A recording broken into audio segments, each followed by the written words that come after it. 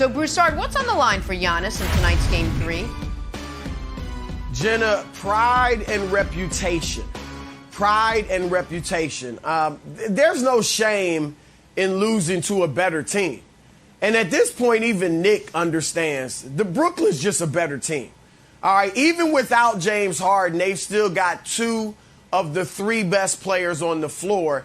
And the gap between the third best player, Kyrie Irving, and the fourth, Drew Holiday or Chris Middleton, whichever one you want to pick, is huge.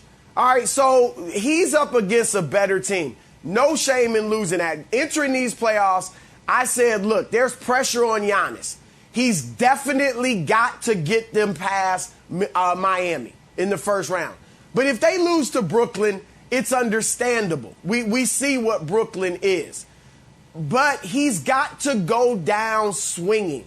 All right, other great players have Michael Jordan, LeBron James, many other greats have lost playoff series to better teams. But they balled out in losing. And when you look at Giannis, the fact is the past two playoffs, he has not balled out. He's gone out with a whimper. All right, last year, of course, Miami, he averaged 21 points a game. The one game that the Bucks won, he only played 11 minutes. So they actually played better without him in that series. And then 2 years ago, of course, they lose 4 straight to Toronto while he's shooting 43% and averaging 20 points a game in those 4 games. So Giannis has to ball out. If they lose, they lose. But he's got to make Brooklyn feel him and understand they're playing one of the best players in the world. And I say pride and recognition because we know what Giannis is at this point in his career. We know he's a tremendously talented, versatile 7-footer who can't shoot on the perimeter and is not a full-time post player. All right, so that type of player, he's only going to go so far now, we know, in the playoffs until he gets a superstar wingman. He needs a Kyrie Irving, a Dame Lillard to play next to him to do the things he can't do. No shame, because a lot of great 7-footers have been like that. Shaq never won it without Kobe or D. Wade. Kareem never won it without Oscar Robertson or Magic Johnson. And they didn't shoot on the perimeter, so they needed somebody to get them to rock. Giannis is not a post player like those guys, but he can't shoot. So he's limited in how far he can carry a team. Chris, you know how much I love Giannis. I think that's letting him off the hook a bit. Remember, before the playoffs, we did the list of who has the most to gain by winning a championship. And I ranked Giannis number 1, and I don't know if you had him number 1, but you didn't think it was a crazy ranking.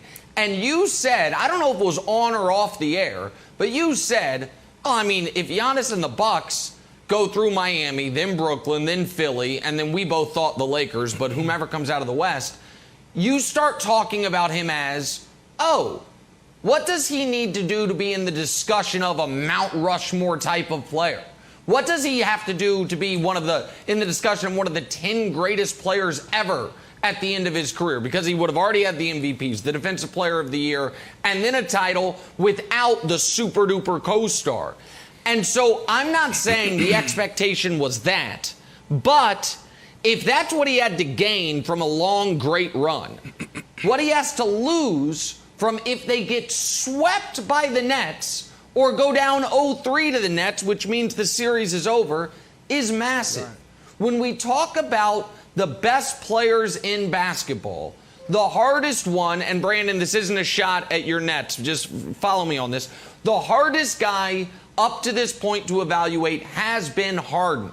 Because Harden was this quadruple plus regular season player who it seemed like almost every year the postseason ended with like a 2 for 12, 9 turnover game. Or with him going, 7 for 19 and not getting to the free throw line.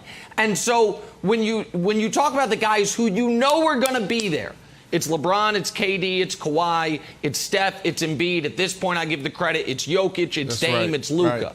Those are your 8 guys that are going to translate regular season to postseason. Giannis is the opposite of that right now. And if there is no excuse tonight, Brandon, like Kawhi's on him, Bam's on him. It's Blake Griffin on him. So even if the Bucks lose, Giannis has to enforce his will on this basketball game, or else what he does in the regular seasons for the remainder of his career are going to feel somewhat meaningless.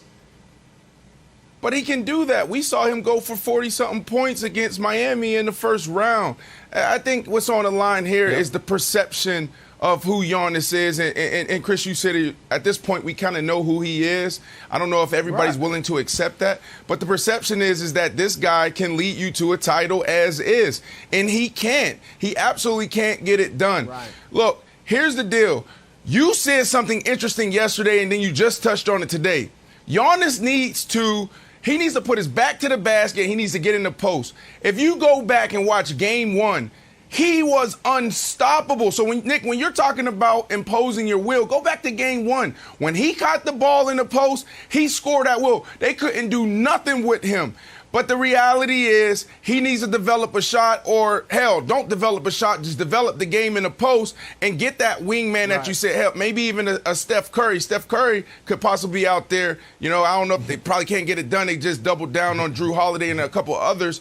But at the end of the day, the perception is on the line right now. They're not the better team. We saw that. They can't match up against the Nets, especially with the Nets playing this type of defense, Wilds. Okay. I'm going to take a breath from everybody. This team has played 5 times matchup in playoffs and regular season. The home team has never lost.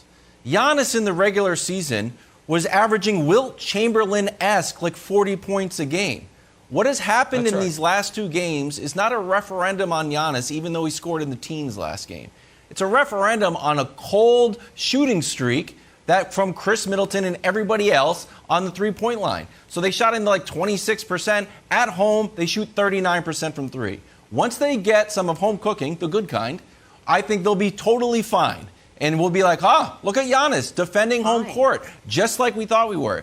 Broussard, you've been around long enough that we know the playoff series doesn't start until someone steals a home game or steals home court advantage, except this one all of a sudden. Because I think the blowout is sort of like clouding people's sort of historical perspective. It's fine. You lost 2 games on the road. You're supposed to. Go home and win. If he lays an egg here, which I don't expect him to, sure. But I think like sort of writing Giannis's like superstar eulogy is far premature since they just lost 2 games on the road. It's not a big deal. Well, first of all, I love that saying, a series doesn't start until a team loses at home. What if a team never loses at home? I mean, you could literally have a 7-game series. 7. Neither team lost. Yeah. It doesn't. That series that never made sense to me. All right, you could. So a series never started and it ended 4-3. But anyway, I'm with you, Wilds, in that Giannis is going to be a superstar. I don't care what he does in these few games that they got remaining. He's not going to fall from being a superstar. He'll still be a superstar, but he can't shoot. And here's the thing. You mentioned the 40-point average or against the Nets and all that when they beat him late in the season. What did he do in those games? He hit the jumper. The Nets put DeAndre Jordan on him, had DeAndre stay in the paint and dared him to shoot, and he hit the jump. I think one game he hit 4 threes, which is huge for him. So, yeah, he can get hot for a game, for a couple of games, and if he does that, they got a great chance to win. But he won't do it for a whole series. He won't do it for a whole postseason where the jumper is falling and teams are just going to – man, I give him from 15 feet out, he can shoot as much as he wants. And I'm banking on him not hitting those shots. And Wilds, I don't think this series is over. I'm not writing the Bucks obituary. I'm talking about if Giannis plays poorly today. Because they're not playing DeAndre Jordan. The Nets don't have the personnel to build a wall. I know Blake's been a great story, but Blake Griffin should not be able to slow him down. Giannis needs to tell Bud, I'm playing 22 minutes in the first half and 22 minutes in the second half. Don't take me out more than that. Thanasis will have my water ready for me. And every time Blake Griffin is on me, I'm going to the rim.